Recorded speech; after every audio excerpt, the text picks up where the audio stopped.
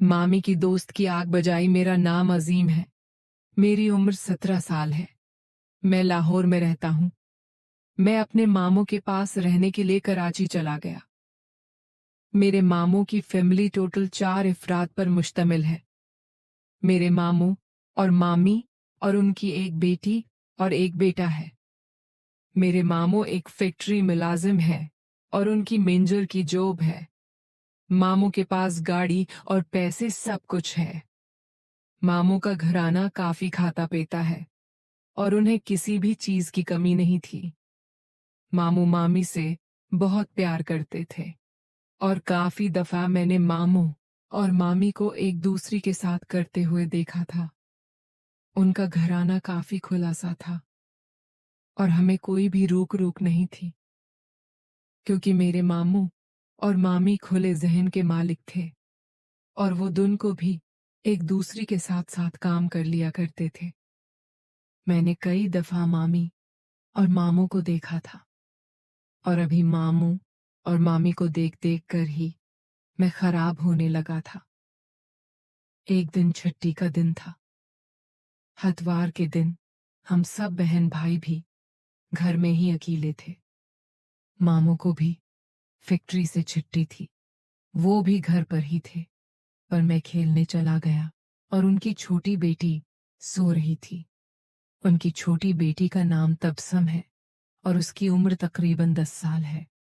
मामू और मामी घर में अकेले अकेले थे। मैं बाहर दोस्तों के साथ खेलने गया तो मुझे वहां पर 2 घंटे लग गए। मैं वापस घर आया तो घर का दरवाजा बंद था। मैंने दरवाजा खटखटाया लेकिन कोई भी बाहर नहीं निकला था। फिर मैं दीवार फुलाकर अंदर गया तो अंदर मुझे अजीब तरह की आवाजें आने लगी थी। मैं समझ गया था कि मामू और मामी अपने काम में मसरूफ हैं, लेकिन मेरा दिल किया था कि मैं वो काम देखूं, और फिर मुझे तजर्बा भी नहीं था कि वो काम किस तरह करते हैं। मैंने बाका सा पांव दबाकर मामू के कमरे की तरह मुंह किया और खिड़की पर जाकर देखने लगा। सीढ़ियों ऊपर को चढ़ते हुए मामू का कमरा था और वहां पर खिड़की लगी हुई थी। इससे साफ मंजर दिखाई देता था। मैं खिड़की पर जाकर खड़ा हो गया तो अंदर जो मंजर देखा वो बहुत ही मजेदार था। वो मंजर देखकर मैं तो बंद बेहोश होने लगा था और मुझे खबर नहीं थी कि मैं किस दुनिया में खो गया था।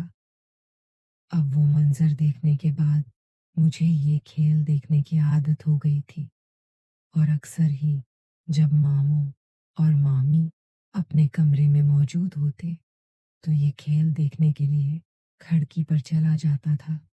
मेरा रोज का मामूल था। एक दिन मैं उस खेल को देखते हुए इस कद्र मशगूल था कि मामू और मामी अपना काम करके बाहर आ गए थे। मामी जब बाहर आए तो मैं खिड़की के ऊपर ही खड़ा था। मामी ने मुझे देख लिया और मुझे कान से पकड़ लिया था। मैं मामी से माफी मांगने लगा था तो मामी मुझे डांटने लगी थी और कहने लगी थी कि अगर मैं खिड़की पर चला जाता था, कभी तुम्हारे मामू को बता दिया तो तुम्हारी शामत आ जाएगी।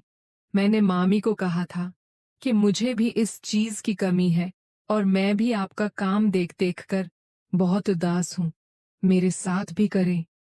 मामी मेरी इस बात पर हैरान हो गई थी और कहने लगी थी कि शर्म करो, मैं तुम्हारी मामी हूँ और मामी के साथ ऐसी बातें नहीं करते। मैं मुस्कुराने लगा था और कहने लगा था, मामी मैं तो मजाक कर रहा हूँ और मामू का रिश्ता अजीम होता है। लेकिन मामी कहने लगी, अगर तुम कहते हो तो मैं तुम्हारे लिए किसी लड़की का बंदोबस्त करती हूँ। मेरी एक दोस्त है, वो शादीशुदा है और उसका खानद बाहर होता है। अगर तुम चाहो तो उसके साथ ये काम कर सकते हो। मेरी तो खुशी की इंतहा न रही कि मामी ने मेरे लिए एक लड़की का बंदोबस्त कर लिया था, क्योंकि मैंने मामी से जो फरमाइश की थी वो काफी हैरानकिन थी। मामी मुझे अपनी एक दोस्त के पास ले गई थी। वो भी हमारे मोहल्ले में ही रहती थी। मैं उसके पास गया तो मामी उसे कहने लगी, ये मेरा बेटा है और ये बहुत खराब होने लगा है, उसे सुधरने का मौका दो। वो मेरी तरफ देखकर मुस्कुराने लगी थी, क्योंकि मैं 18 साल का नौजवान लड़का था और काफी लड़कियां मेरे ऊपर मुड़ती थी, लेकिन मुझे वो तजर्बा नहीं था कि किस तरह करते हैं। इसलिए मामी मुझे अपनी उस दोस्त के पास छोड़कर चली गई थी और मैं वहां पर तकरीबन 2 घंटे रहा था। मामी की इस दोस्त ने मुझे सब कुछ सिखा दिया था और मुझे काफी सुकून मिला था। अब मैं तो मामी की इस दोस्त का आशिक हो गया था और घर को छोड़कर वहां चला जाता था।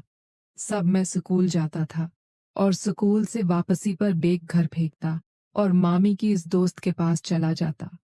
मामी की वो दोस्त भी मेरा काफी ख्याल रखती थी और मेरे लिए काफी अच्छा खाना बनाती थी। मैं खाना खाकर उसके साथ वो काम करता और खुद को सुकून देने के बाद मैं घर आ जाता था। मामी मुझे उसके बारे में पूछती थी। वाइस मामी से कहता था कि मैं आपकी दोस्त को राजी रखता हूँ।